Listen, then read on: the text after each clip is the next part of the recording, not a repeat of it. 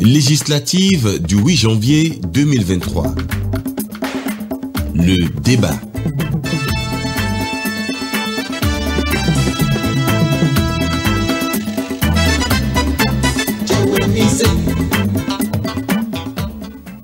Chers auditeurs, chers téléspectateurs, bonjour.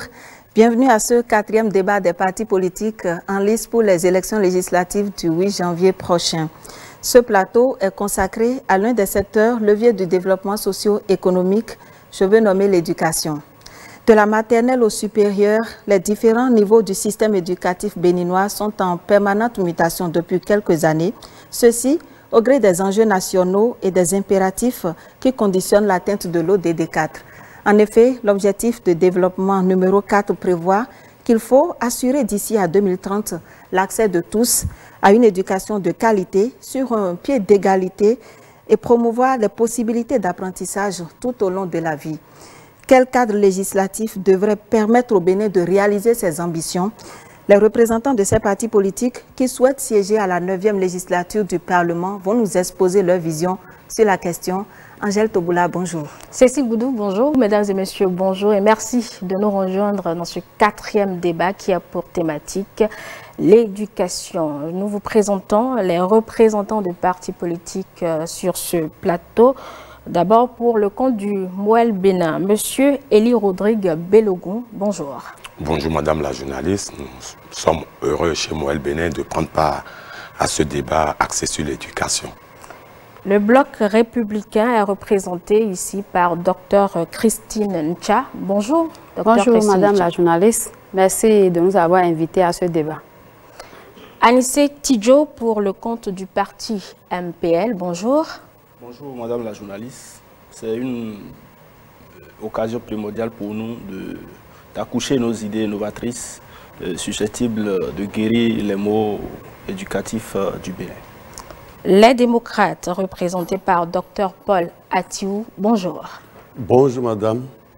Le parti Les Démocrates est le parti du peuple souverain qui a au cœur de son programme pour la 9e législature la revalorisation de la fonction enseignante. La FCBE, Dr Mohamed Akintola, bonjour. Bonjour Madame la journaliste, bonjour chers téléspectateurs et merci de nous donner de ces occasions, j'allais dire sans cesse répétées, de participer au débat national et à la construction de notre pays. Docteur Valérie Idossou pour le compte de l'UDBN, bonjour à vous. Bonjour Madame la journaliste, c'est un plaisir pour l'Union démocratique pour un Bénin nouveau d'être sur ce plateau pour défendre ses idées en rapport avec l'éducation. Et puis enfin, Ake Natonde pour le compte de l'Union progressiste Le Renouveau. Bonjour. Bonjour mesdames, bonjour à tous les compatriotes qui nous suivent. C'est un plaisir vraiment pour nous, pour moi personnellement et pour notre parti politique, l'Union progressiste Le Renouveau, de prendre part à ce débat. Avant de démarrer ce débat, nous devons vous rappeler le principe. Nous aurons 90 minutes d'échange et pour ces 90 minutes, chacun des représentants de partis politiques aura 11 minutes. Ce qui veut dire, si un représentant excède ces 11 minutes avant la fin de ce débat, eh bien, il n'aura plus droit à la parole. Ceci étant, la première personne, le premier représentant de parti à prendre la parole selon le tirage est le parti Bloc républicain, représenté, je vous le rappelle, par Dr Christine Ncha. Première question donc, quel est l'état des lieux des différents textes de loi sur le système éducatif au Bénin? Merci Madame la journaliste. C'est un grand plaisir pour nous, le parti Bloc républicain, de prendre part à ce débat pour faire la lumière sur tout ce qui a été réalisé en termes d'éducation au Bénin. Et depuis 2016 jusqu'en 2021, le gouvernement a engagé l'assainissement et l'amélioration des conditions de l'éducation. Et cela s'est traduit par des années scolaires stables et apaisées qui favorisent de meilleurs résultats. Il y a eu également le recrutement des enseignants, dont 52 165 aspirants pour combler les déficits, puis approcher l'idéal d'une classe, un enseignant. Il y a eu également la relance du programme de cantine scolaire au primaire. Il y a eu la restructuration du Conseil national de l'éducation pour en faire un programme majeur de la politique éducative.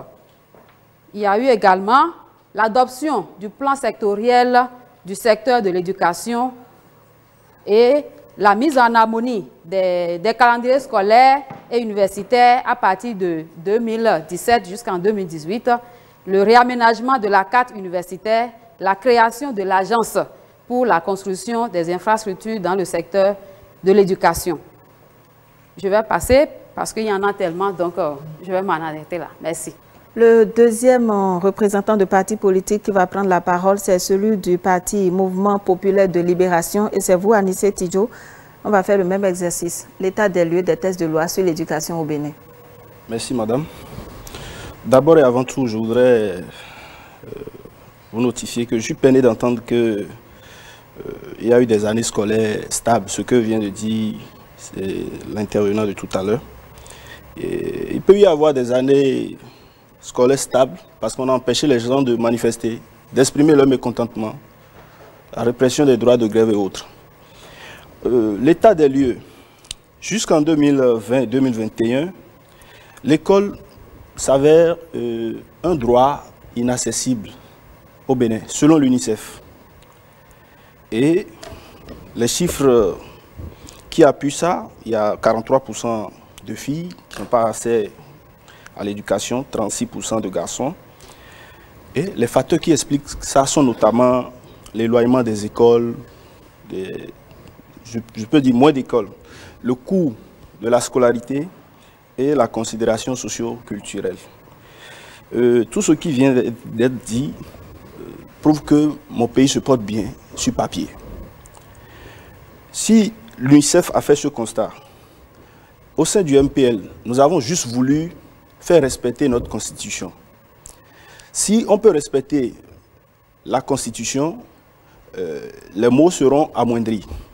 Le titre 2 de la Constitution, droits et devoirs de la personne humaine, article 13, je cite, l'État pourvoit à l'éducation de la jeunesse par des écoles publiques, l'enseignement primaire est obligatoire. L'État assure progressivement la gratuité de l'enseignement public. Sur le premier volet, on me dira qu'il y a des écoles partout, il y a eu des progrès depuis 2016, c'est bien. Mais le second volet, je continue de voir, sinon au sein de MPL, nous continuons de voir des enfants en âge d'être scolarisés, traîner dans des ateliers de soudure, de coiffure et autres. Là, il n'y a pas le sentiment que quelque chose est fait. Mieux, l'État ne suit pas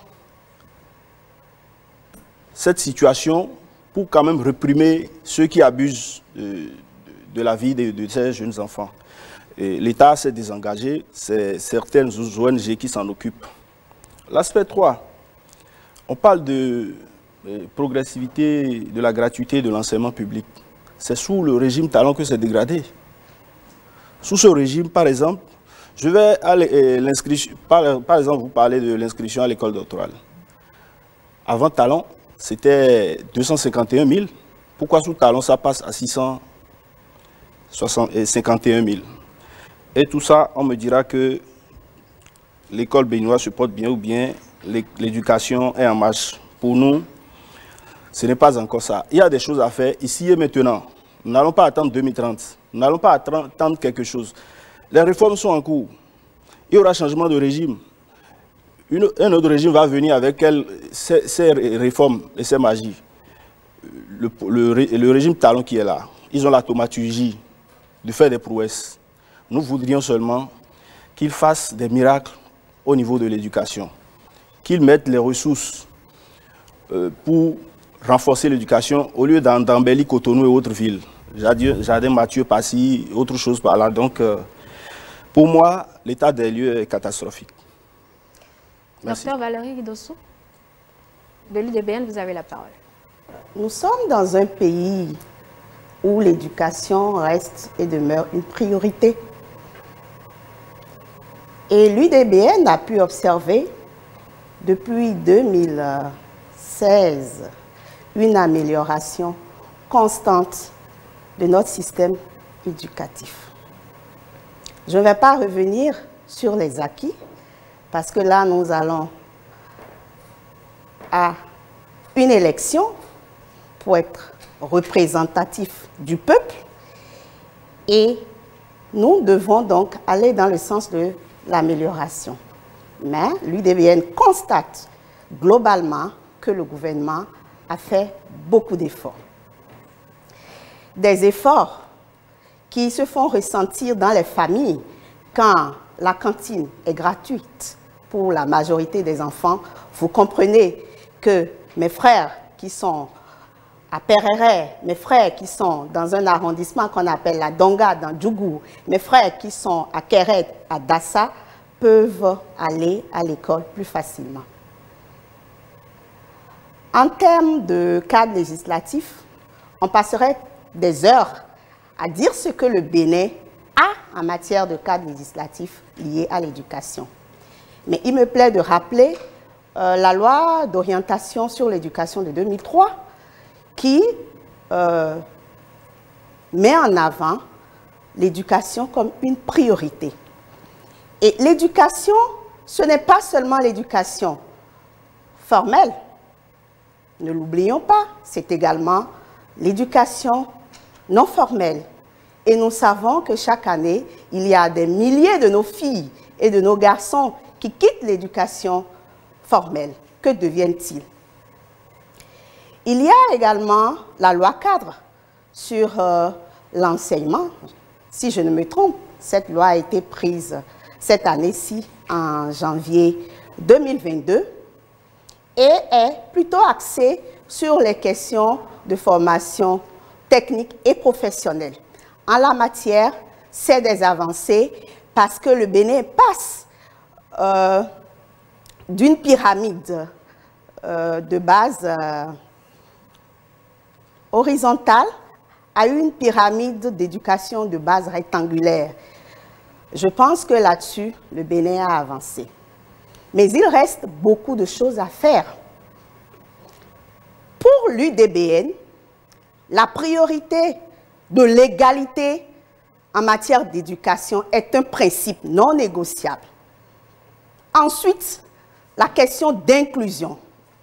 Le « leave no one behind » sont les deux principes sur lesquels l'UDBN compte se fonder lorsque ses représentants seront à l'Assemblée nationale pour que toutes les familles du Bénin puissent envoyer leurs enfants à l'école. Et quand je parle d'inclusion, je parle des personnes handicapées, je parle également des enfants des familles pauvres, parce que le creuset entre l'accès pour les enfants des familles pauvres et pour les enfants des familles riches se creuse au quotidien. Merci. Dr Paul Atiou, représentant du Parti Les Démocrates, vous avez la parole. D'accord. Merci. Et l'état des lieux du système éducatif au Bénin, c'est tout à fait catastrophique. Si nous prenons par exemple la loi d'orientation votée par l'Assemblée nationale le 17 octobre 2003, en son article 1er qui dit clairement « L'éducation en République du Bénin constitue et demeure la première priorité nationale ». La 8e législature, qu'est-ce qui a été fait? Au contraire, cette loi a été violée. Quand dans cette loi, on dit l'enseignant ne doit pas être évalué en dehors de sa classe. Qu'est-ce que nous avons constaté avec le régime de la rupture? Des enseignants, de plus de 25 000 enseignants reversés par le président Boniaï, on leur a imposé un test dit diagnostic. Et ça a permis à l'État de radier 305 enseignants formés sans que les députés de la 8e législature ne puissent interpeller le gouvernement. Ensuite, quand on prend, et on nous a parlé tout à l'heure que 52 155 enseignants AME. Aujourd'hui, les AME constituent les 90% des enseignants. Et ces 90 des enseignants aujourd'hui sont clochardisés avec de maigres salaires. Nous sommes aujourd'hui 27. Ces enseignants, les 52 155 enseignants, n'ont pas eu leur salaire pour fêter la Noël avec leurs enfants. Ce qui est tout à fait grave. Et on se demande s'ils auront leur salaire pour le nouvel. Voilà comment on encourage le système éducatif. Et ensuite, quand nous prenons la loi d'orientation, en son article 51, je lis, il est clairement écrit, les établissements privés qui, conformément aux articles 49 et 50, ci-dessus, accueillent des apprenants excédentaires des établissements publics, reçoivent une subvention de l'État, ce qui n'a jamais été fait. Au contraire, quand on prend les établissements privés aujourd'hui, les universités privées, ils sont criblés de taxes qu'on leur prélève à la source. Donc, au lieu de subventionner, on leur impose des taxes. Ce qui fait que l'éducation au Bénin marche au rabais. Nous avons constaté aussi, mon ami qui est à ma droite a parlé donc de l'UNICEF. Quand vous prenez par exemple le PASEC, le programme d'analyse des systèmes éducatifs, le Bénin occupe dans l'espace UEMOA la dernière place. La dernière place. Puisque aujourd'hui, depuis 2016, à nos jours, aucun amphithéâtre n'a été construit. Aucune salle de classe. Mieux, pour le programme de gouvernement, c'est la construction des prisons. Alors que Victor Hugo a dit, celui qui ouvre une salle de classe a fermé 20 portes et 100 portes de prison.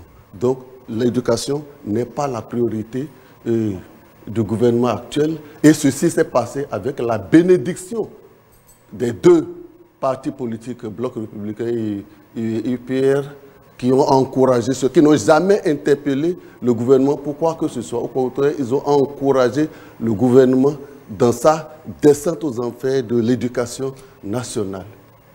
Pour crime, en mars 2020, un étudiant a été abattu sur le campus d'Abomey-Calavi, ce qui ne s'est jamais passé dans notre pays depuis 1960.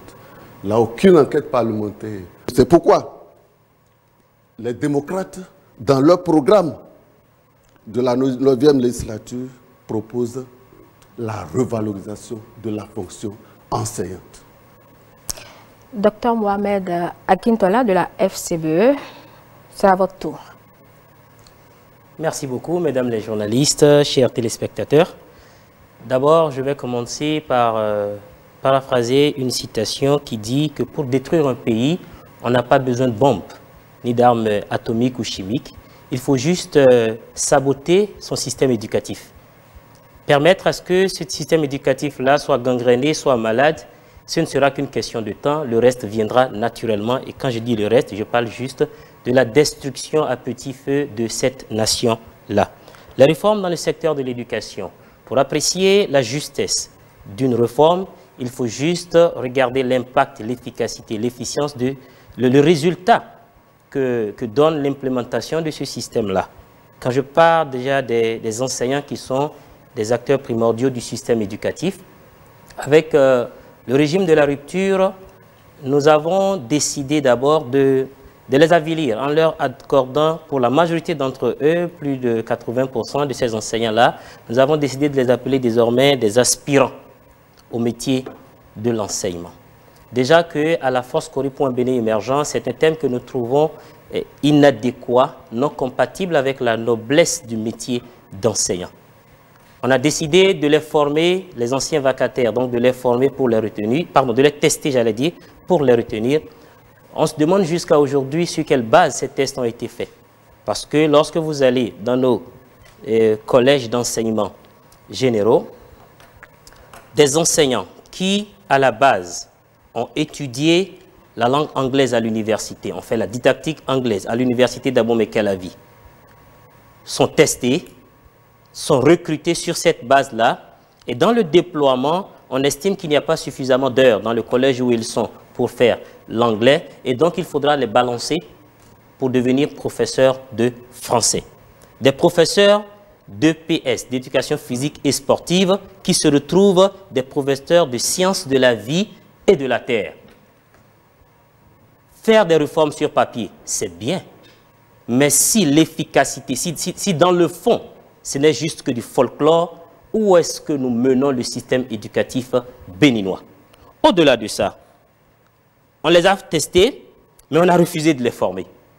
Et on continue de les appeler aspirants parce qu'on estime qu'ils n'ont pas encore la qualité d'être des enseignants à temps plein ou des enseignants reconnus comme tels par l'État ou agents permanents de l'État ou agents tout ce que vous voulez.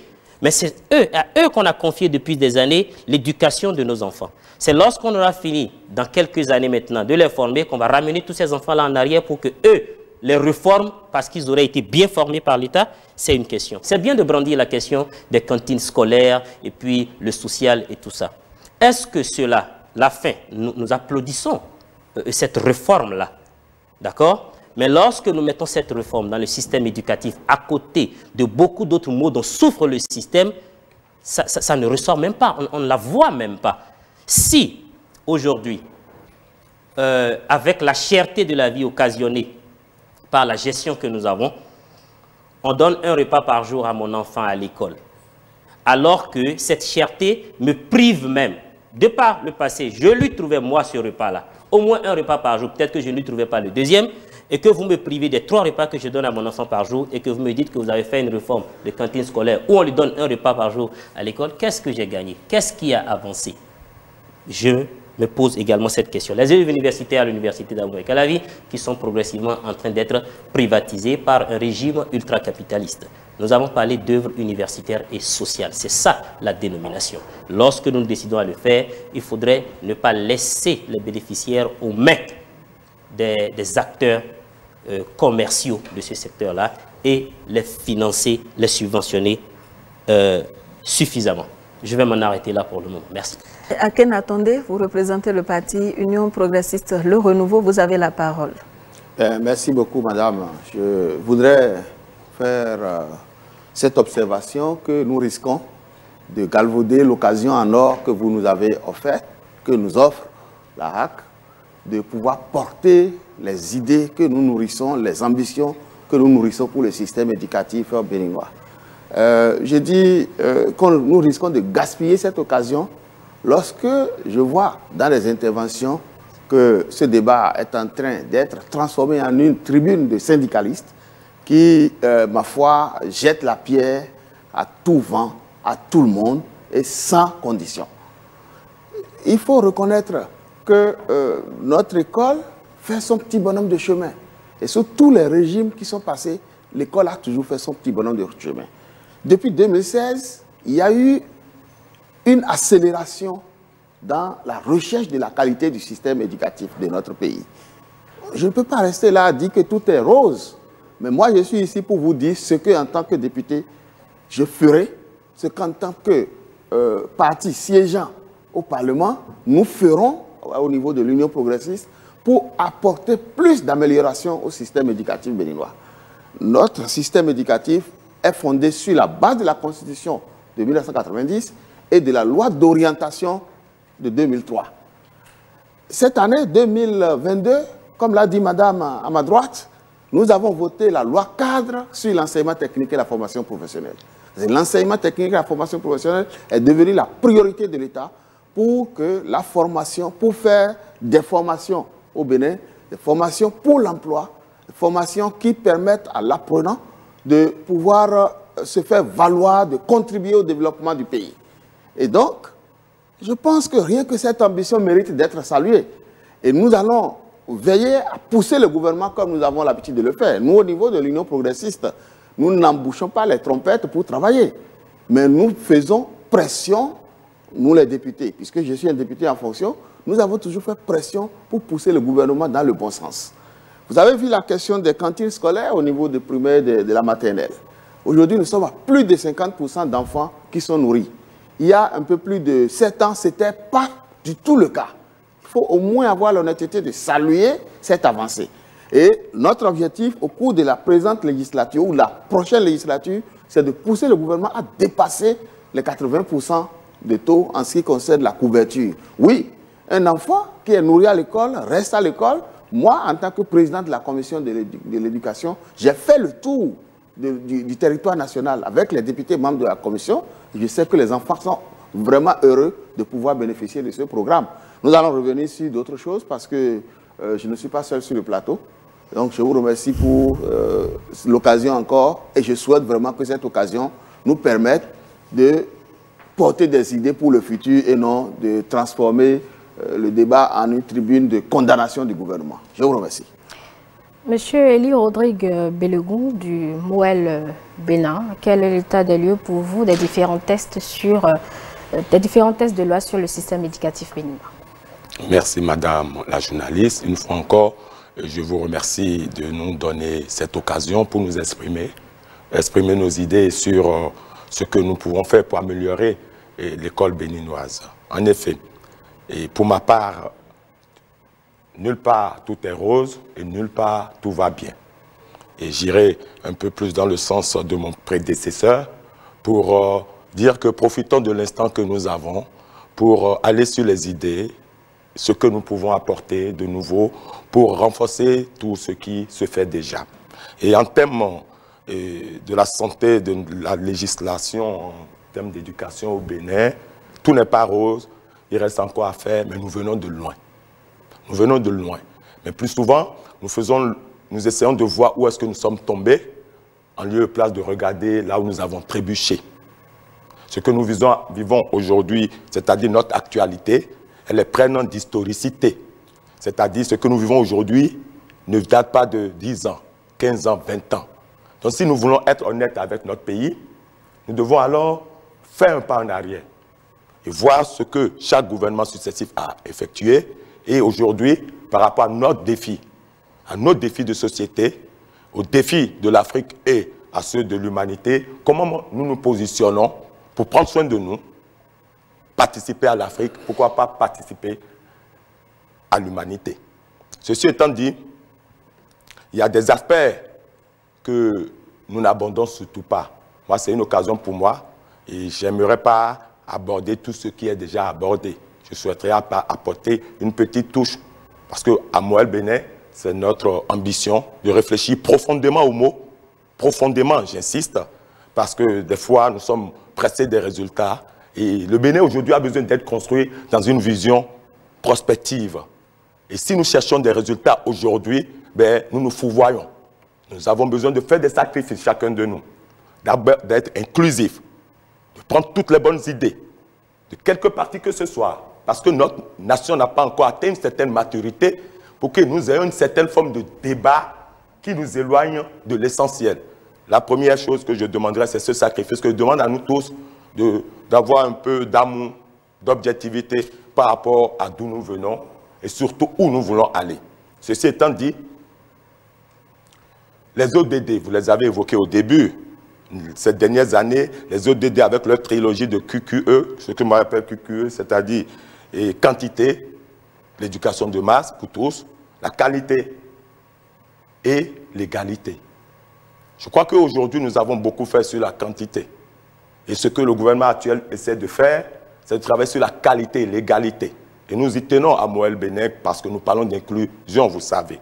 Et quand on parle d'inclusion, nous irons plus loin que les autres partis. Nous voulons inclure les enfants, pas seuls les enfants de pauvres, pas seuls les handicapés, mais tous nos enfants qui ont des troubles de développement, tous nos enfants qui ont des troubles d'apprentissage, qui sont des troubles que nous ne connaissons pas dans notre système éducatif et que des fois nous évoquons la sorcellerie. Nous voulons prendre en compte la question ontologique, c'est-à-dire, c'est un gros mot qui ne veut rien dire, c'est-à-dire la question de l'être. Qui sommes-nous en tant que Béninois? Qui sommes-nous? Et quel type de Béninois nous voulons pour la société que nous aimerions construire? Donc, où en sommes-nous par rapport à là où nous voulons aller? Cette question doit être posée. Et qu'est-ce qui nous a souvent empêchés d'y arriver? C'est la dimension informelle de l'éducation qu'elle a invoquée Madame de l'UDBN, si je ne me trompe pas. Mais l'éducation informelle a sa responsabilité. Ici, nous allons débattre de la législation, de la responsabilité du gouvernement, mais à chacun de nous, en tant que citoyens, nous avons une grande responsabilité dans cette éducation informelle. Et cette éducation informelle, ces lieux sont partout. ici, dans un lieu de débat, dans l'atelier, dans les couples, dans les familles, dans la rue, où nous montrons notre impatience, notre agressivité. Tout ça fait partie de l'éducation. Et chacun de nous, citoyens, chaque matin, doit se poser la question, avant de regarder le gouvernement, comment j'ai participé aujourd'hui à l'éducation de mon pays. Donc ce sont ces questions que nous aimerons aborder. Et non, la question de législation. La législation va très bien. Mais vous savez, quand il y a une législation, il faut que ce soit des hommes et des femmes qui les mettent en œuvre.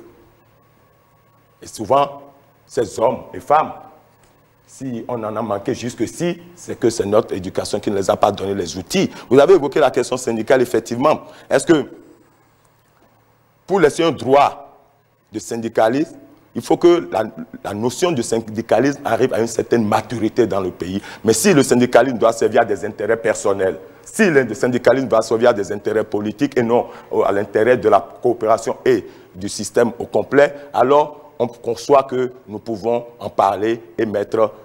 Donc il faut être objectif. Pourquoi on a sectionné un droit? Il ne faut pas dire juste qu'on a coupé un droit. Pourquoi on l'a fait? Ce serait intéressant aussi d'en parler. Je vous remercie, je vais m'en arrêter là pour le moment. On va passer à la question suivante. Vous allez nous dire quelle est l'offre législative que proposent vos formations politiques sur ces deux aspects que je vais évoquer. Le premier, c'est la gratuité des enseignements maternels et primaires.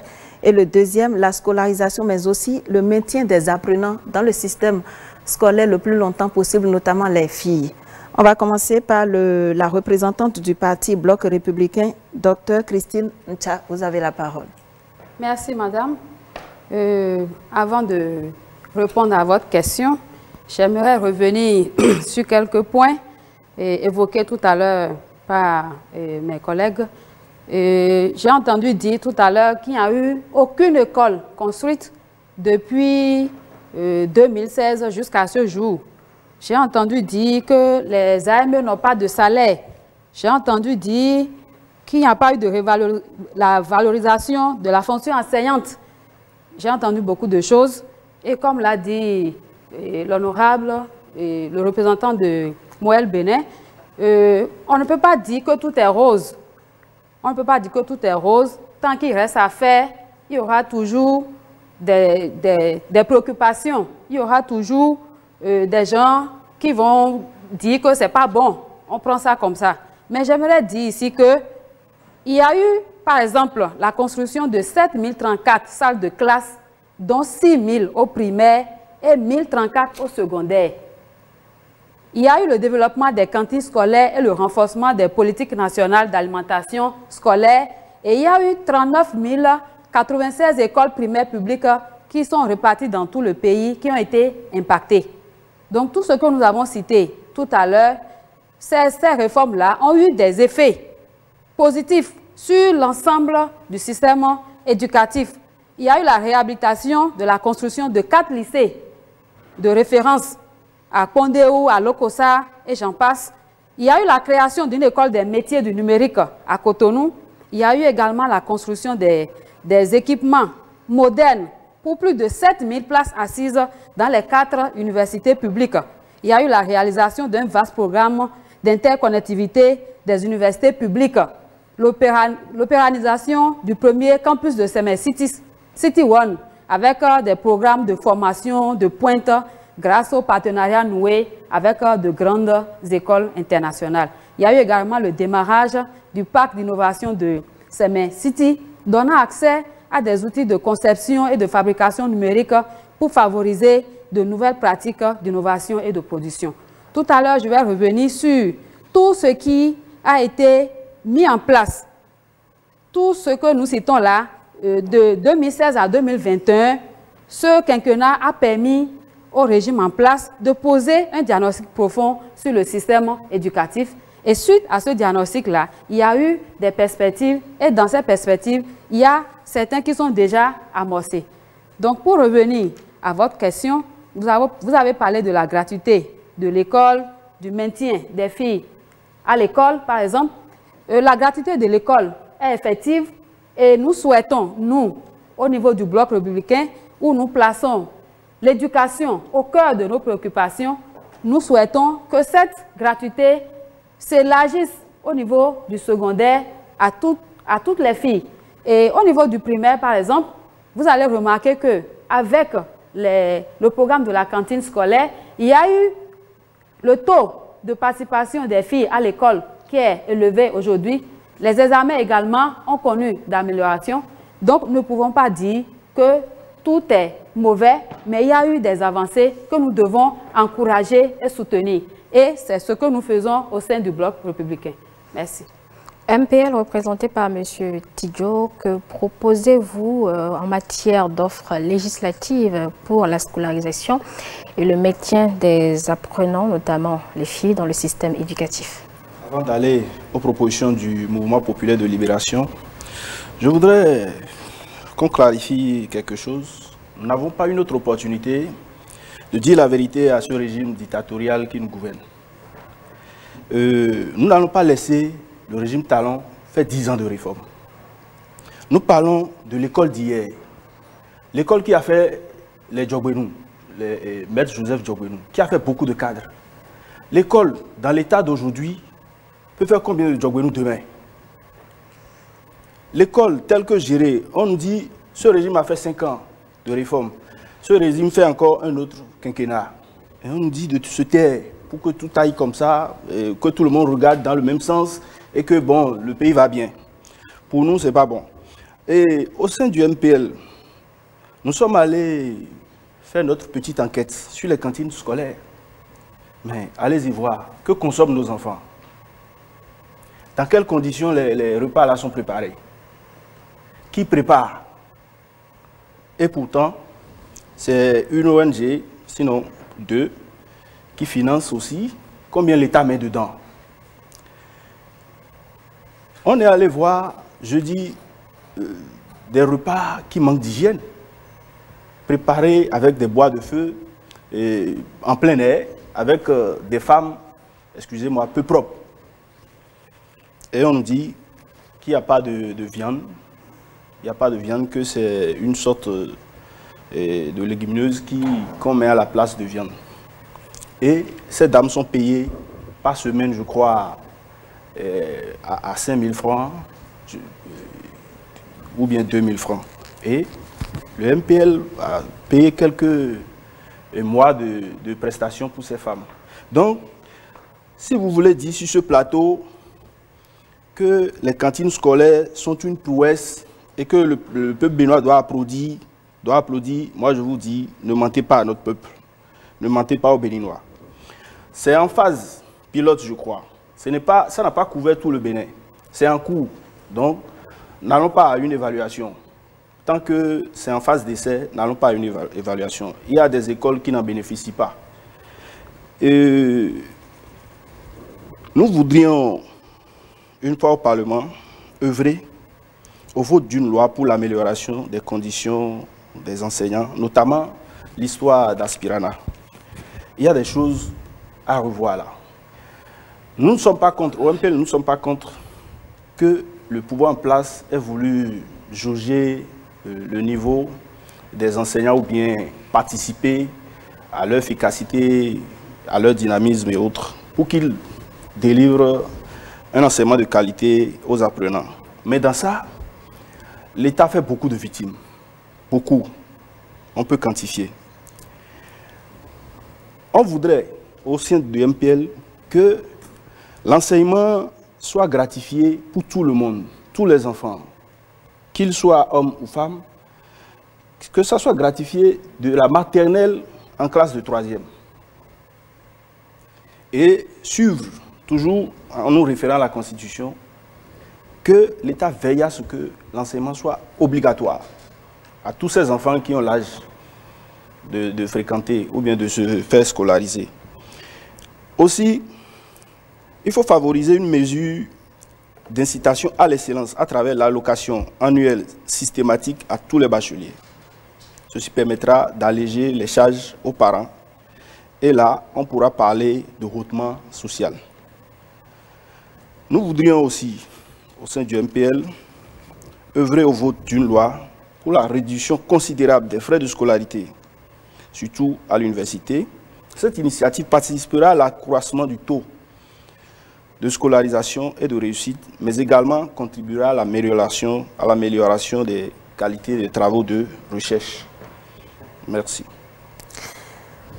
Docteur Valérie Dossou, représentante du parti UDBN, c'est le moment d'exposer l'offre législative de votre formation politique sur la scolarisation et le maintien des apprenants dans le système scolaire, notamment les filles.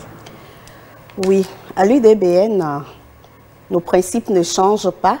Ce sont l'égalité et l'inclusion. Et quand je prends l'école maternelle et primaire, à ce niveau déjà, il y a un gap d'accès pour la petite enfance. Quand vous allez dans les pays développés, vous vous rendez compte que la petite enfance est chouchoutée parce que c'est le niveau où on éveille la conscience, c'est le niveau où on développe l'intelligence de l'enfant. Par quelle alchimie, en Afrique, on nous a souvent privés des soins à donner à cette petite enfance, de sorte qu'au Bénin, c'est les familles les mieux loties qui envoient leurs enfants dans les écoles maternelles. Je ne veux pas dire qu'il n'y a pas d'école maternelle appartenant à l'État, mais quand on va en zone rurale et plus on s'éloigne des centres urbains, moins on retrouve ces écoles maternelles.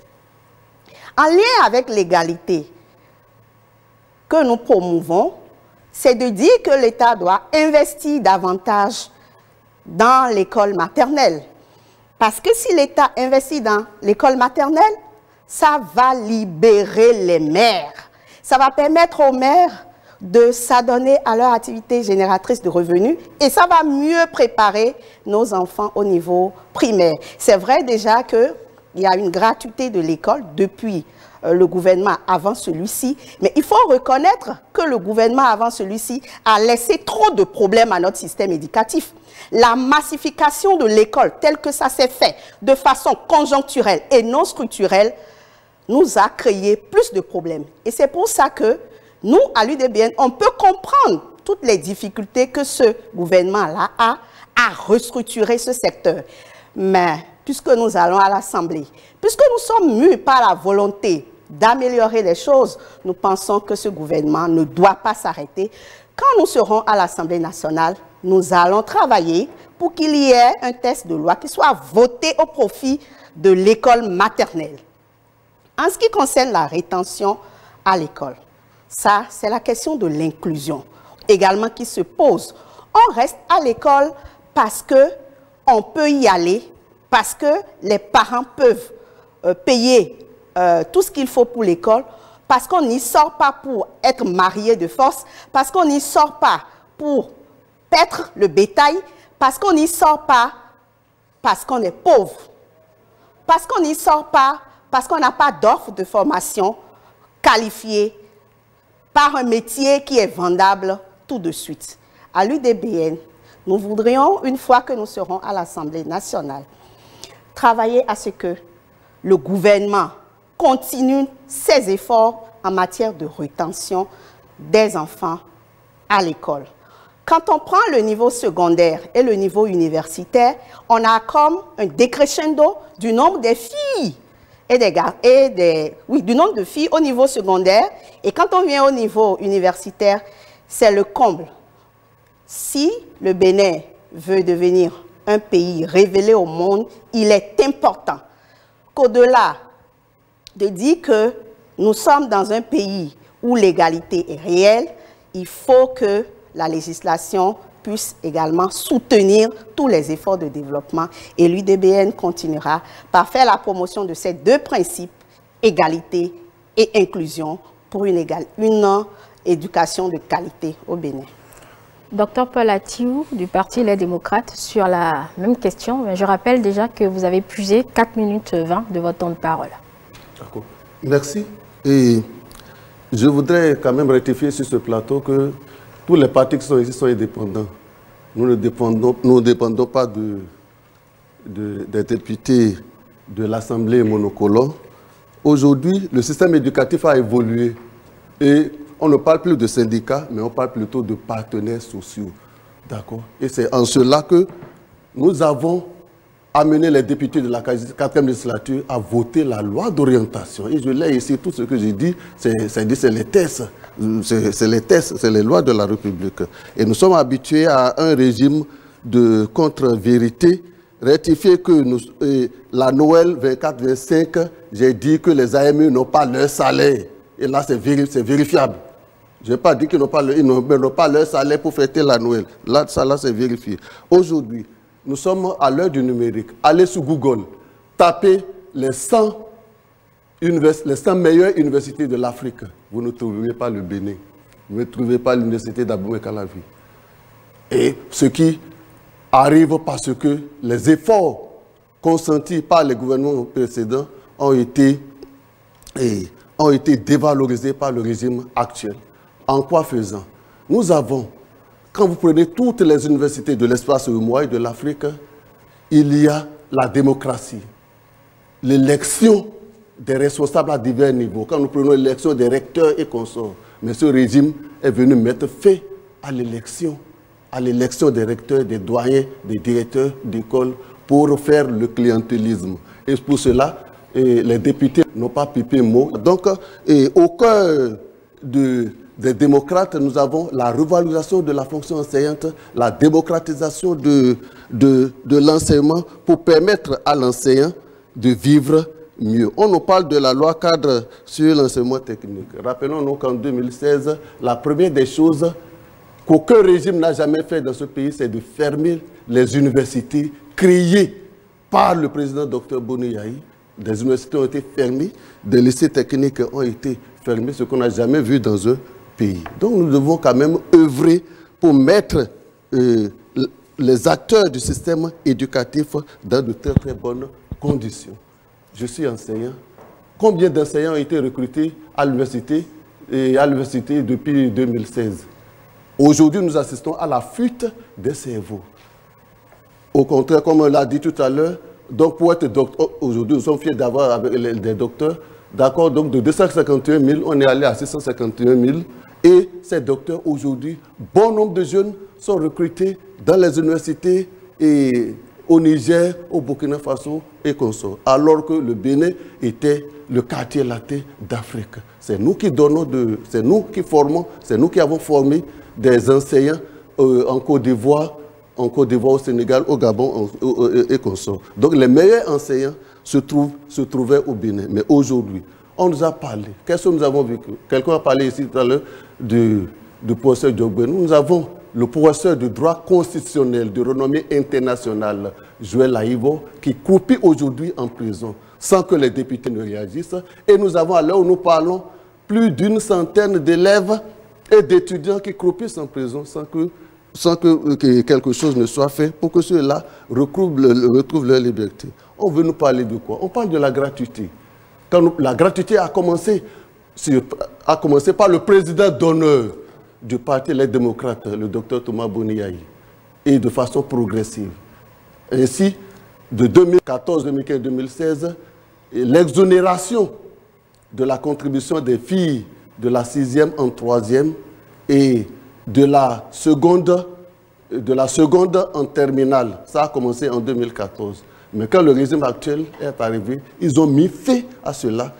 Et donc de la seconde en terminale, les filles qui n'avaient pas l'habitude de payer la contribution sous le régime de Yayi, on les a amenés à payer la contribution. C'est à l'approche maintenant des élections qu'on a dit que bon, et nous allons commencer par ainsi de suite. Voilà l'État, quand on parle de gratuité, ce que l'État en fait. Nous sommes pour le système éducatif, l'amélioration du système éducatif, parce que quand vous prenez par exemple, Nelson Mandela a dit, l'éducation est l'arme la plus efficace qu'on puisse utiliser pour changer le monde. Tant que le système éducatif se porte mal, notre pays ne va jamais se développer. Et c'est ce à quoi donc, les démocrates s'attellent et feront à la 9e législature pour que notre pays puisse retourner à sa valeur de quartier latin d'Afrique. Docteur Mohamed Akintola de la FCBE, vous avez la parole. Merci beaucoup. La gratuité de l'éducation à la maternelle et au primaire, oui. le programme de législature de la Force Cori pour un Bénin émergent est d'accord, valide cela et va au-delà. Le représentant du parti LD l'a dit tout à l'heure, une mauvaise décision. Si vous voulez garder les filles à l'école, il faudrait qu'elles aient la facilité d'aller à l'école. Supprimer cette gratuité-là, cette exonération-là que nos filles du second cycle avaient sous le régime précédent, pour des raisons ou pour d'autres, n'est pas de nature à faciliter cela. Et dans le programme de législature des parlementaires FCBE de la 9e législature, d'ici quelques semaines, cela est également prévu. Travailler à restaurer cela afin qu'on puisse atteindre cette affaire d'égalité, de la promotion de l'éducation et de l'enseignement des filles. Lorsque vous encouragez le gap entre la qualité de l'enseignement dans le public et celui dans le privé, et que la majorité de la population n'a pas les moyens de se payer cette éducation de qualité-là dans le privé, accepter naturellement qu'on n'ait pas beaucoup d'enfants qui restent à l'école. Au-delà de cela, pour maintenir les filles à l'école, hormis la question de l'exonération, nous encourageons le gouvernement, et c'est ce que nos députés feront très bientôt, à défaut directement d'intervenir à travers des programmes de motivation, d'encouragement et de maintien des filles à l'école, de bien vouloir mettre sur pied des fonds qui vont aider les structures non gouvernementales qui le font déjà à travers des programmes de contact avec ces filles-là qui sont déjà à l'école, les soutenir, les motiver, parce que tout se trouve là, quels que soient les moyens que vous mettez, lorsqu'il n'y a pas de la motivation, lorsqu'on ne trouve pas un intérêt, il est difficile d'y rester. Vous avez beau mettre tous les moyens dedans pour les jolies salles de classe ou la cantine scolaire 24 heures sur 24, les gens ne resteront pas. C'est déjà cela. Il faut pouvoir éduquer nos filles, nos sœurs, au bien qui se trouve dans le fait d'aller à l'école. Ce qui est très difficile lorsque, comme le paraphrase, où on l'attribue d'ailleurs au feu président Mugabe, qui dit comment vous voulez qu'on demande à nos jeunes d'aller à l'école si ceux qui sont allés à l'école et sont instruits sont des chômeurs et que les bandits ou ceux-ci sont les plus riches. Les filles doivent pouvoir, ou pas seulement les filles, hein, même les garçons qui sont déscolarisés à partir d'un certain moment, doivent s'assurer ou doivent être rassurés du fait que lorsque je finis, l'éducation que j'ai reçue est une éducation vendable sur le marché. Donc les programmes d'enseignement que nous avons depuis le primaire, ce n'est pas une question de lycée technique, j'ai dit depuis le primaire. Parce que les enfants, leur esprit est modelé et l'amour qu'ils développent pour tel ou tel corps de métier, c'est depuis cet endroit-là. Dans les pays occidentaux, les notions de droit sont déjà enseignées là-bas. On cultive l'amour de l'enfant pour le domaine des BTP et ainsi de suite. Il faudrait revoir cela et donc l'enfant va se forger son propre rêve. Et contre vents et marées, va se sacrifier pour poursuivre ce rêve-là. Donc, le programme d'enseignement axé sur l'emploi, c'est très important pour dans le programme de législature de la FCBE. Et lorsque celui de LD disait tout à l'heure, nous assistons à une fuite de cerveau, c'est oui, c'est vrai. Lorsque certains ont choisi le chemin du sacerdoce de l'académique de l'enseignement, il faudrait pouvoir leur donner la chance de s'épanouir dans ce milieu-là. Sinon, vous avez beau les former, ils ne serviront pas leur nation. Je vous remercie. UPL Renouveau, votre programme de législature en matière de promotion de la scolarisation et de maintien des apprenants dans le système éducatif. Monsieur Natondé. Merci bien. Je voudrais d'abord dire que la Constitution du Bénin a consacré l'obligation de l'enseignement de base pour tous les citoyens. Il nous appartient maintenant de savoir quelle est la limite de cette éducation de base. Quel est le niveau auquel cette éducation de base doit arriver. Avant, quand on parlait d'éducation de base, on faisait surtout allusion à l'enseignement primaire. Aujourd'hui, nous œuvrons à ce que l'éducation de base aille jusqu'à la fin du collège. Parce que vous avez vu, nos enfants aujourd'hui sont de plus en plus jeunes. Ils arrivent au baccalauréat déjà à l'âge de 16 ans, 17 ans, au plus 18 ans, c'est les plus âgés. Et donc, si nous faisons la promotion de l'éducation de base, cela va contribuer au maintien des enfants à l'école, surtout que cette éducation de base est obligatoire à tous les citoyens. Cela va permettre d'éviter de retrouver dans des ateliers des enfants qui sont en bas âge. c'est sûr. Pour y arriver, il faut revaloriser la fonction enseignante. Et je crois que ce qui est en cours, même si ce n'est pas parfait, contribue à la revalorisation de cette fonction enseignante. Mon ami Atiou a bien dit que c'est le salaire de décembre. Aujourd'hui, nous sommes le 27, il faut le préciser. Et c'est le salaire de décembre qui n'est pas encore payé. Eh bien, il y a tout. Il peut arriver que cela soit payé, lui-même le sait. Et donc, ces salaires-là seront payés forcément aux AME. Nous parlons bien des AME. Mais par le passé, on a déjà vu des vacataires cumuler plusieurs mois d'honoraires non payés. Et donc, il faut reconnaître que ce qui se fait aujourd'hui, c'est quand même une amélioration, c'est une avancée. Il a parlé des universités qui ont été fermées. Le gouvernement de la rupture a choisi la voie de la raison, a choisi la voie de faire les choses dans les règles de l'art et non de manière populiste. Sinon, tel que cela avait commencé, tous les villages du Bénin auraient déjà leur université, mais ce seraient des universités sans enseignants. Et donc, nous, au niveau de l'Union progressiste de renouveau, nous restons dans la démarche de la qualité. Parce qu'il ne sert à rien de faire de la massification sans que cela ne soit accompagné des conditions nécessaires, des infrastructures, comme cela se doit. Madame du Bloc républicain a donné tout à l'heure les nombres de classes qui ont été construites depuis 2016. Et pourtant, nos amis de la Flamme ont dit qu'aucune salle de classe n'a été construite depuis 2016. Est-ce que nous sommes ici pour mentir au peuple ou bien nous sommes ici pour reconnaître ce qui est fait et dire ce que nous voulons faire de plus? Mesdames les journalistes, je vais m'en arrêter là, mais je souhaite que la Flamme ne devienne pas un incendie pour ce pays. Je vous remercie. Elie Rodrigue Belogun, du parti Moël Bénin, vos propositions en matière d'offres législatives sur la scolarisation et le maintien des enfants dans le système éducatif. Merci Madame la journaliste. Et en ce qui nous concerne, nous aimerions développer aussi un peu plus loin certaines notions quand nous parlons d'inclusion chez nous à Moël.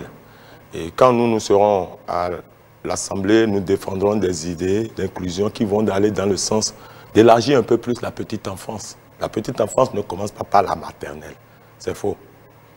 La petite enfance commence un peu plus tôt, très tôt même. Et on peut même aller au-delà, parce que la société que nous avons aujourd'hui, il faut savoir à quel niveau elle est. La petite enfance, on va inclure des formations pour les parents. Il faut outiller les parents.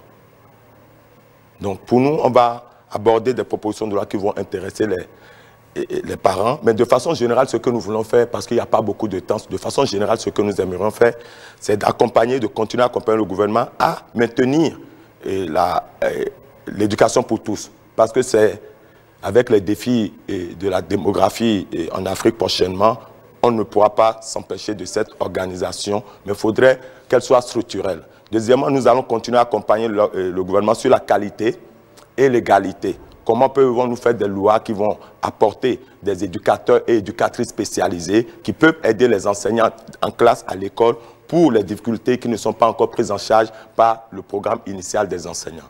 Nous voulons aider le gouvernement à prendre des lois qui vont nous amener à réviser périodiquement nos curricula, que ce soit les curricula pour la formation initiale des enseignants et même les curricula de contenu des apprenants à l'école. C'est une dynamique qu'il faut maintenir pour pouvoir renouveler chaque fois la vision de société que nous avons par rapport à là où nous voulons aller. C'est très important. Il ne faut pas oublier qu'un programme, un curricula, celui des apprenants et celui des enseignants est itératif et s'adapte à son contexte. Nous voulons de manière générale aussi travailler dans la diététique et la nutrition de nos enfants. On en a abordé. Nos enfants mangent mal à l'école. Nos femmes sont mal outillées. Le Bénin a signé des lois sur la politique de la petite enfance et de l'alimentation à l'école. Nous voulons amener les députés à prendre conscience de cette loi et de développer des lois qui protègent nos enfants en termes de la nutrition, qui est important pour un cerveau en développement.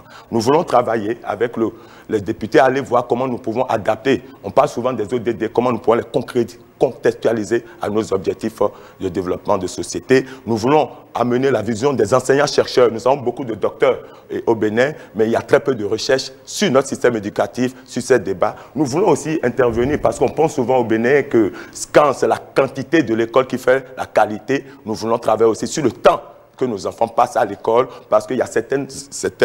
Vous parlez tout à l'heure de l'Occident, mais l'Occident s'occupe des disciplines à l'école, petite enfance à l'école, mais l'après-midi, les Occidentaux ont du temps, à partir de 14 h, pour aller faire du théâtre, de la musique, des jeux, plein d'autres choses, plein d'autres activités qui développent d'autres pans de leur éducation. Donc, ce sont tous ces aspects que nous voulons apporter en termes d'organisation, depuis la petite enfance, en prenant en charge les parents, jusqu'à l'université, où nous voulons travailler sur des enseignants-chercheurs qui puissent nourrir la dynamique de renouvellement de nos outils pédagogiques et accompagner nos enseignants. Donc, de manière globale, c'est ce que je pourrais vous dire. On ne pourra pas étaler tout notre plan ici.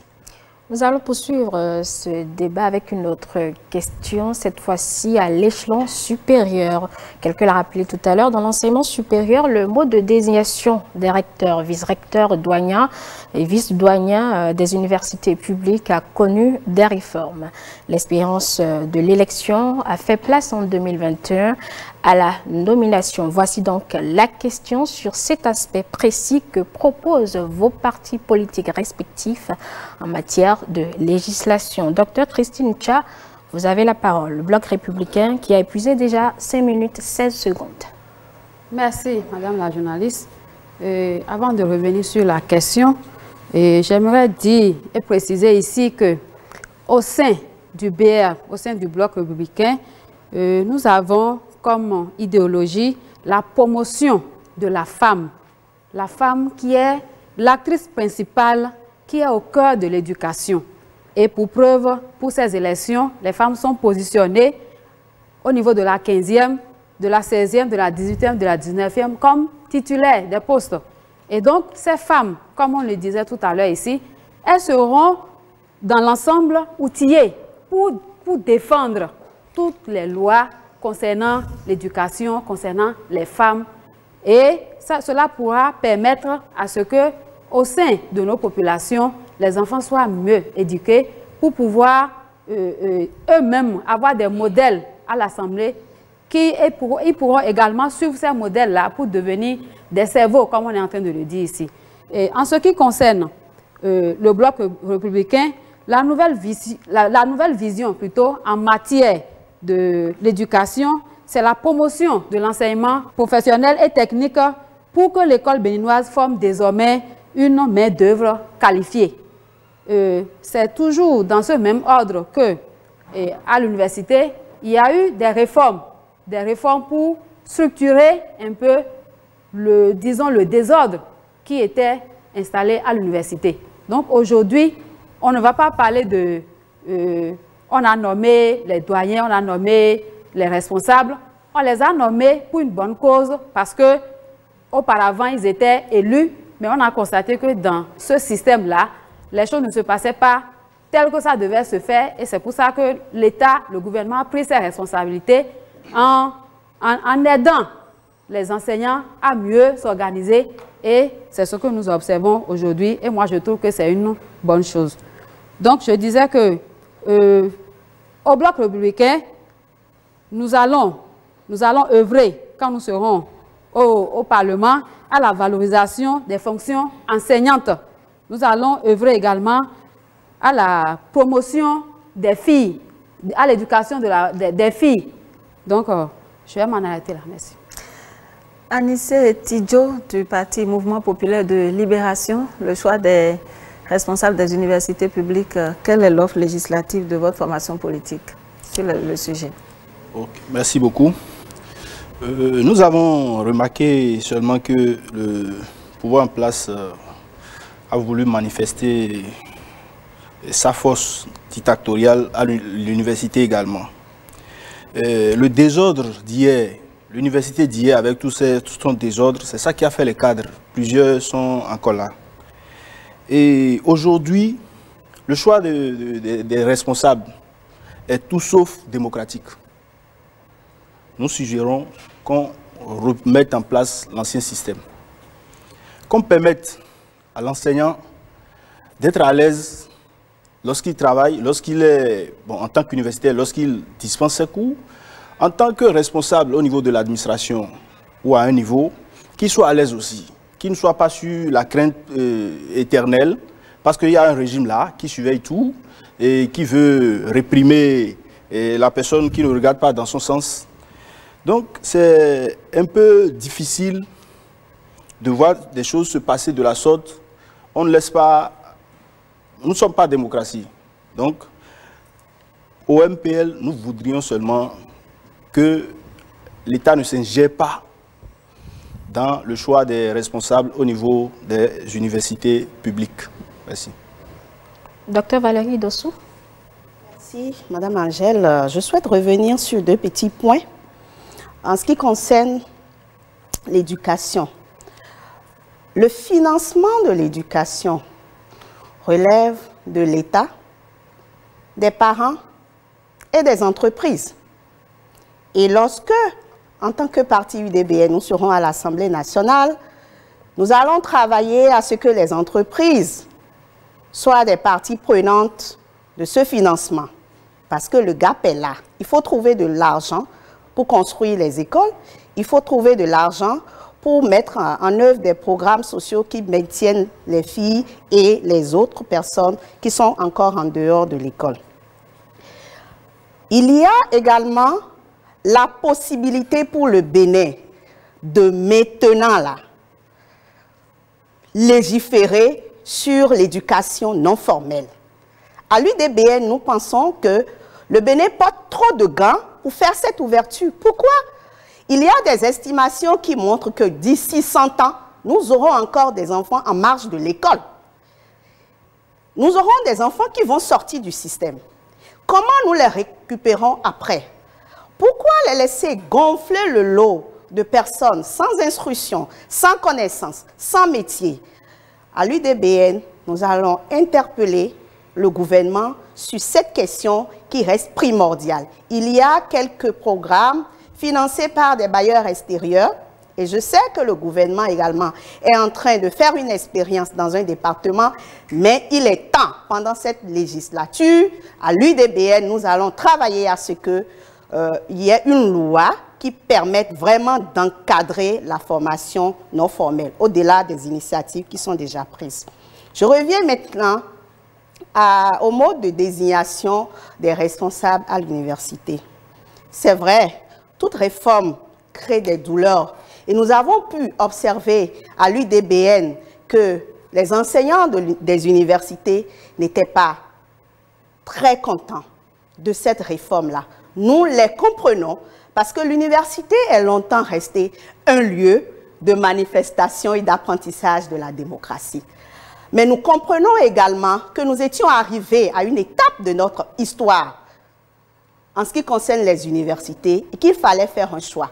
Maintenant, il y a un choix qui a été fait, il y a un choix qui a été expérimenté, on a la possibilité de l'évaluer et quand nous serons à l'Assemblée nationale, nous allons plaider à nouveau pour que la désignation ou les responsables de nos universités soient à nouveau des responsables élus parce que maintenant nous avons fait une expérience, nous pouvons la comparer. Les professeurs d'université, ils savent ce qu'ils ont pu retirer et prochainement peut-être que ça va s'améliorer parce que les universitaires aiment bien la démocratie. Docteur Paul Atiou, du Parti Les Démocrates. Merci. Je pense que dans ce débat de gens, là, il y a des expressions qu'il ne faut pas utiliser. Par exemple, quand l'honorable Ake dit que Atiou a menti, on ne dit pas menti, mais on dit plutôt contre vérité. C'est ça la courtoisie. Et c'est ça que nous développons au sein de notre parti, les démocrates. Et quand je dis ce que nous disons est visible, aller à l'université d'Abomey-Calavi, aucun amphi, aller dans toutes les écoles atlantiques littorales. Où est-ce que vous avez construit les écoles? Nous aimerions voir cela. Puisque bon, nous avons vu le 8 décembre à l'Assemblée nationale, on a dit publiquement que le taux d'inflation est de 2%. Les bonnes dames ont failli tomber. En syncope. Alors qu'on sait que ce que nous achetons avant à 500 francs, aujourd'hui c'est 1200. Où est-ce que vous avez fait ce calcul-là? Et quand tu parles, donc ça veut dire que les 50% dont vous parlez là, c'est à vérifier. Normalement, c'est l'Assemblée nationale qui doit faire qui va faire ce travail-là, enquête parlementaire, pour voir si c'est vrai, ce que vous n'avez jamais fait pendant votre législature. Ensuite, quand nous parlons, je pense qu'il faut mesurer les thèmes. Le désordre, quel désordre? Quel désordre? Et nous ne figurons pas parmi les 100 universités du Bénin. Et parmi les 100 universités... Votre temps de parole s'est épuisé, malheureusement.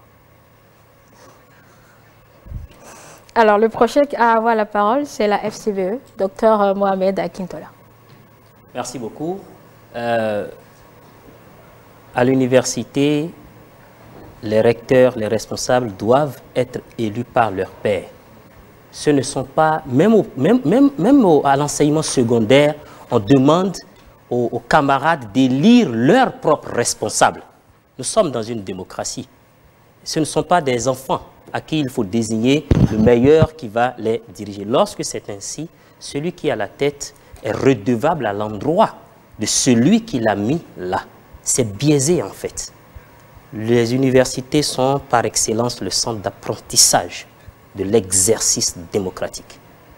Les députés FCBE travailleront à rétablir les universitaires dans leurs droits en ce qui concerne leur droit à désigner parmi leurs pairs qui est le mieux habilité à les diriger. Merci. À quel attendez du parti Union progressiste Le Renouveau sur le choix des responsables des universités publiques? Merci bien. Nous sommes là pour dire la vérité au peuple. Et je pense que le Bénin, pendant un temps, a expérimenté l'élection des recteurs. Et les Béninois ou les hommes politiques béninois en sont arrivés, selon ce que j'ai compris, à être tellement habitués à ce système qu'ils se disent qu'il n'y a pas autre chose ailleurs. Ce n'est pas vrai. Les meilleures universités au monde, les meilleures grandes écoles, allez en France, les dirigeants sont choisis sur la base d'appels à candidature. Ce n'est pas une élection, parce que l'élection contribue souvent à la politisation de l'administration universitaire. Et vous êtes d'accord avec moi qu'un recteur élu par ses pairs est obligé de créer des clans dans une université.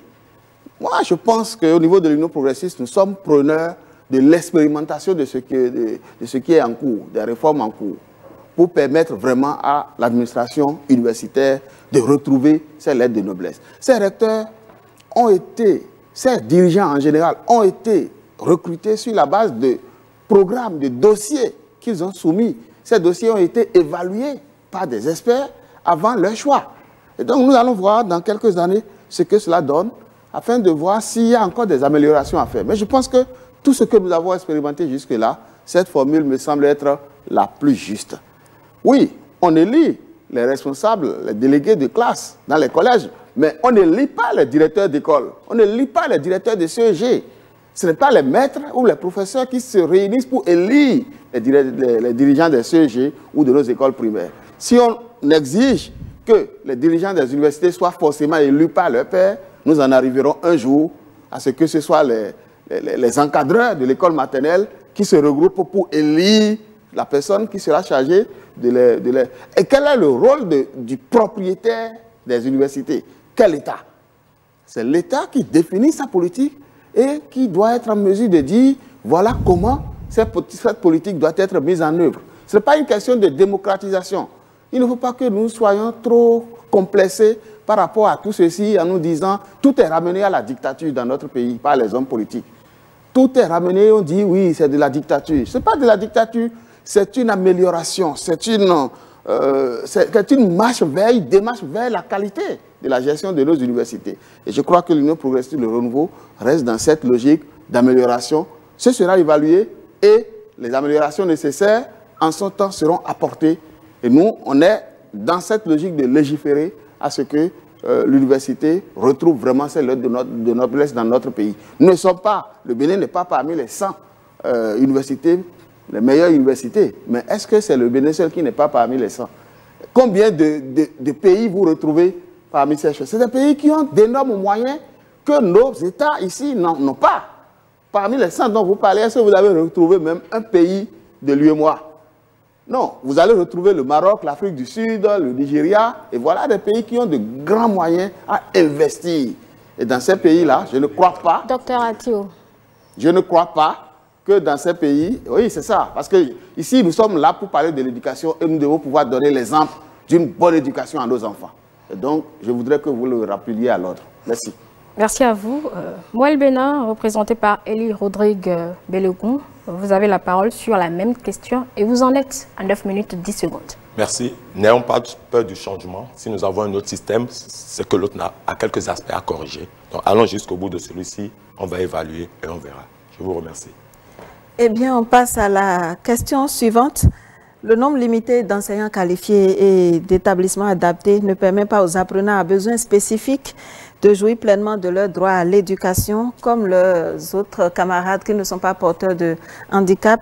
L'exercice ici est de savoir ce que proposent vos formations politiques pour permettre à ces enfants porteurs de handicap d'avoir accès à l'éducation. On va commencer par vous, docteur Christine Tchar du Parti Bloc républicain. Merci, madame la journaliste. Et avant de revenir à votre question, j'aimerais retourner rapidement sur la question qui vient de passer concernant la nomination des responsables universitaires. Dans le passé, cela se faisait normalement sans que pour autant on observe ce qu'on a eu pour les quelques années avant 2016. Donc, c'est pour mettre de l'ordre. C'est pour mettre de l'ordre et orienter un peu l'action au niveau de l'enseignement supérieur que le gouvernement en place a pris ces réformes-là pour pouvoir accompagner l'enseignement au niveau du supérieur. Revenant à votre question, au sein du Bloc républicain, la nouvelle vision en matière des enfants porteurs d'handicap est de les accompagner. Dès que nous serons à l'Assemblée, nous avons cette mission d'accompagner ces enfants-là à travers la promotion de l'enseignement de ces enfants pour qu'eux-mêmes ils puissent bénéficier des mêmes avantages que les autres enfants. Le BR met cette activité-là au cœur de ses préoccupations. Je vous remercie. MPL, c'est à vous, Monsieur Anissé Tidjo. Je vous rappelle, vous n'avez plus beaucoup de temps. Je ne suis pas député, je suis du grand peuple. Je suis de ceux qui souffrent. Et on doit aller corriger les choses. Ceux qui appartiennent au parti État et qui applaudissent sont complices de ce qui se passe. Et il y a lieu de laisser la même chance à tous les enfants, expliquer l'enfant porteur d'handicap, expliquer aux enfants que celui qui porte l'handicap et l'autre qui se porte bien ont les mêmes chances et sont les mêmes personnes. Nous allons aussi encourager les enseignants à être dans la fonction de ne pas quitter pour devenir pasteur ou bien autre chose. Parce qu'à l'heure actuelle, le pouvoir en place a fatigué la corporation des enseignants. Merci. Docteur Valérie Dossou de l'UDBN. Nous sommes de l'UDBN, mais nous ne sommes pas complices de ce qui n'a pas été bien fait.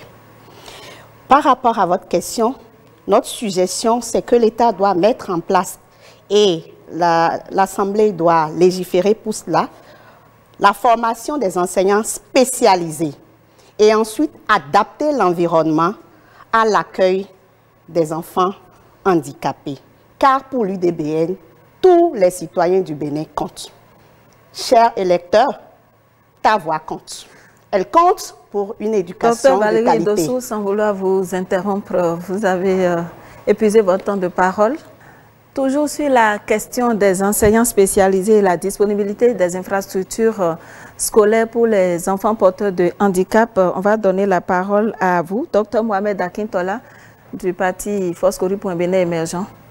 À travers son programme de législature intitulé « Un Parlement du peuple pour le peuple », les parlementaires FCBE légiféreront dans le sens de la création d'infrastructures pouvant recueillir nos compatriotes qui sont en situation de handicap, recruter d'abord et former des enseignants spécialisés pour leur suivi qui demandent assez de particularités et de délicatesse. C'est ce que nous proposons comme offre au peuple béninois, car ces personnes que nous appelons des personnes en situation de handicap ont quand même développé beaucoup d'autres aptitudes compensatoires qui font qu'ils sont également des contributeurs à la prospérité et au développement de notre pays. Et en tant que citoyens, ils ont aussi droit à bénéficier de tout ce qui est avantage ressources de ce pays. Je vous remercie. UP Le Renouveau, les enfants porteurs de handicap sont des citoyens comme tous les autres. Ce sont des citoyens à part entière et ont droit à l'école, ont droit à l'éducation. L'UP Le Renouveau continuera de promouvoir l'éducation inclusive.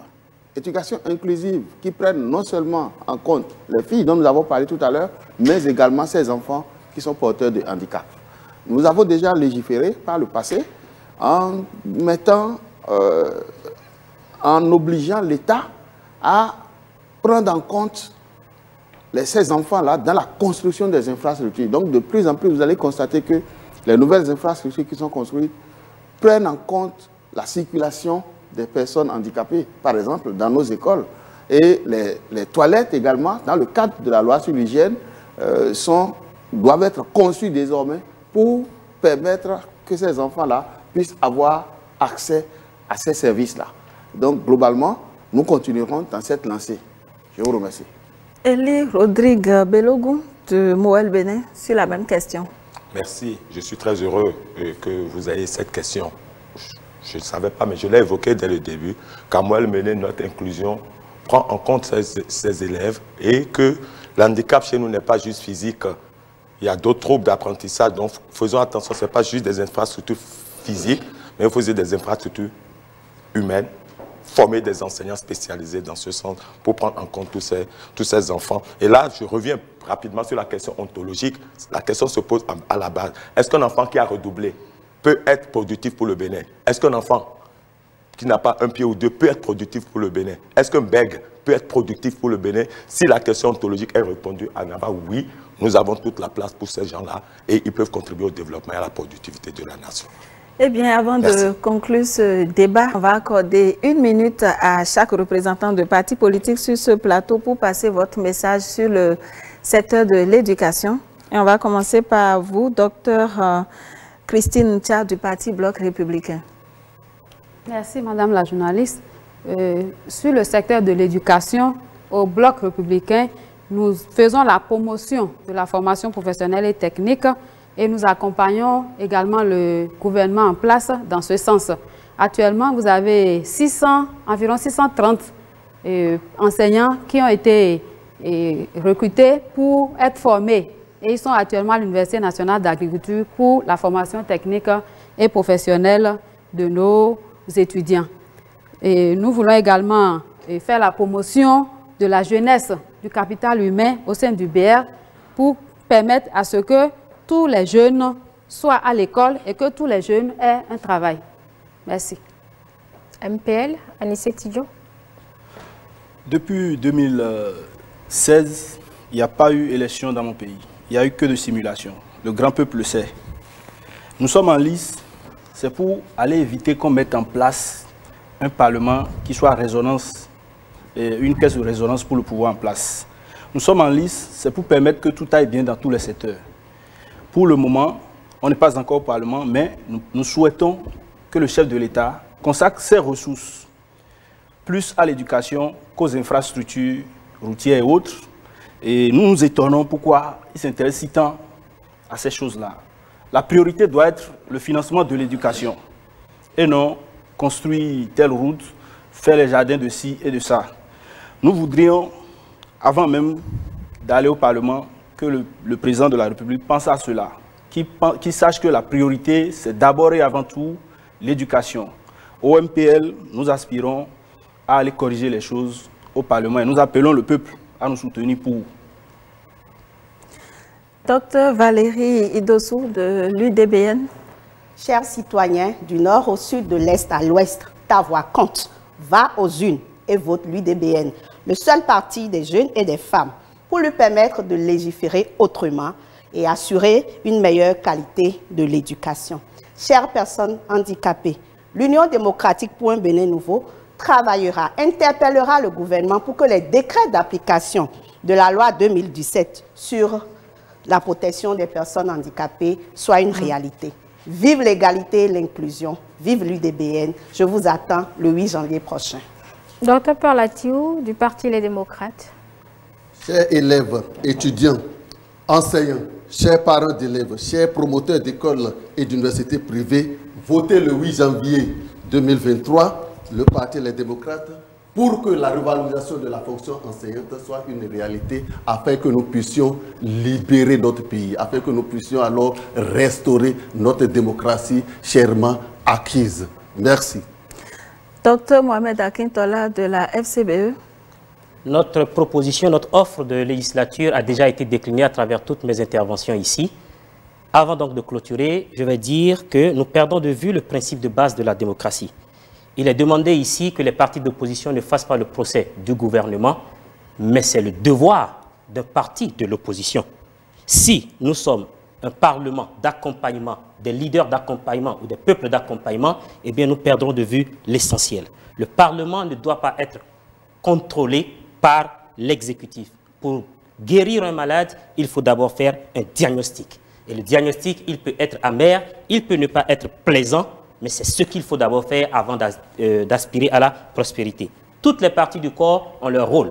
Le nez pour respirer, les oreilles pour entendre. Lorsque les oreilles commencent à respirer, c'est qu'il y a un problème. La mouvance présidentielle est là pour défendre le gouvernement. Nous sommes là pour relever les insuffisances et plusieurs sons de cloche sont meilleurs car c'est la multiplicité des couleurs qui font la beauté d'un tapis. Peuple béninois, le 8 janvier 2023, vous serez appelés à désigner les vrais représentants du peuple. Vous avez été suffisamment bâillonnés ces dernières années. Envoyez à l'hémicycle vos vrais représentants qui sauront porter votre voix car ils ont toujours été avec vous au bas peuple, ils ont souffert avec vous, ils connaissent vos réalités. Envoyez les candidats Force Cori pour un Bénin émergent à l'Assemblée nationale afin de contrôler l'action du gouvernement et d'équilibrer dans un système démocratique la gouvernance de notre pays pour votre bien, pour une prospérité partagée du nord au sud, de l'est à l'ouest. C'est l'engagement que nous, candidats FCBE, nous vous faisons. Portez votre choix sur le parti du peuple, pour une législature du peuple, par le peuple et pour le peuple. Vive la FCBE, vive le Bénin, je vous remercie. Et c'est le tour à présent de l'Union progressiste Le Renouveau. Merci. J'invite les compatriotes à voter utile le 8 janvier. Il faut voter utile parce que le mandat de la prochaine législature est de 3 ans et se trouve être inclus dans le mandat actuel du président de la République. Et le parti le plus grand du Bénin étant l'Union progressiste Le Renouveau, il est le mieux placé pour pouvoir continuer à faire ses pressions sur le gouvernement, contrairement à ce que nous avons entendu où on dit que nous accompagnons, nous adoucissons. Non, c'est vrai, quelqu'un a dit que nous sommes parti-État, mais ce n'est pas la première fois qu'on entend cette expression. Pendant le régime du docteur Boni Yahi, les FCB ont été traités également de parti-État. Et donc cela va continuer. Je vais simplement dire que les 3 ans à venir, l'Union progressiste Le Renouveau est le parti le mieux placé pour résoudre les problèmes qui se posent dans le système éducatif béninois afin de mettre l'homme au cœur du développement.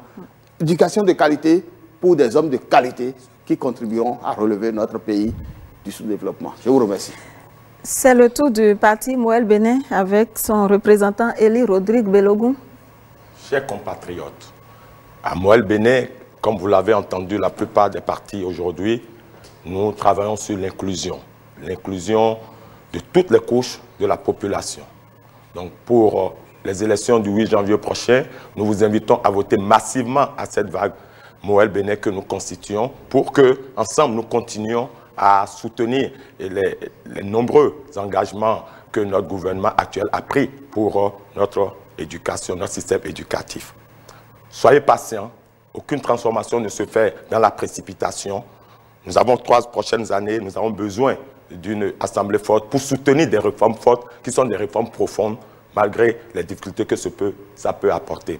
Nous serons aussi là pour les expliquer et que la population vive ces réformes avec beaucoup de douceur et beaucoup d'appropriation, car il s'agit du destin du Bénin. Et pour celui-là, j'aimerais vous réinviter une fois encore pour conclure à voter le 8 mars à cette mouvance qui ne prône que l'inclusion. Et vous l'avez entendu, tous les partis politiques l'ont évoqué tout à l'heure, l'inclusion, c'est chez nous, à Moël Bénin. Je vous remercie. Eh bien, nous sommes au terme de ce débat consacré à l'éducation. Pendant 90 minutes, les 7 partis politiques en lice pour les élections législatives du 8 janvier prochain ont exposé leur offre en matière de vote de loi sur le système éducatif béninois. Angèle Toboula, eh bien, c'est la fin de ce débat. Oui, Cécile Goudou, c'est la fin de ce débat. Mesdames et messieurs, merci de nous avoir suivis. Nous avons reçu pour cette 4e thématique les représentants des partis Moël Bénin, représenté par Élie Rodrigue Belogun, le bloc républicain qui a envoyé Dr Christine Ncha, Anissé Tidjo pour le compte du parti MPL, Dr Paul Atiou pour les démocrates, Dr Mohamed Akintola pour la FCBE, l'UDBN, Dr Valérie Idossou et puis l'Union progressiste Le Renouveau représenté par Ake Natondé. Merci de nous avoir suivis. Législative du 8 janvier 2023. Le débat.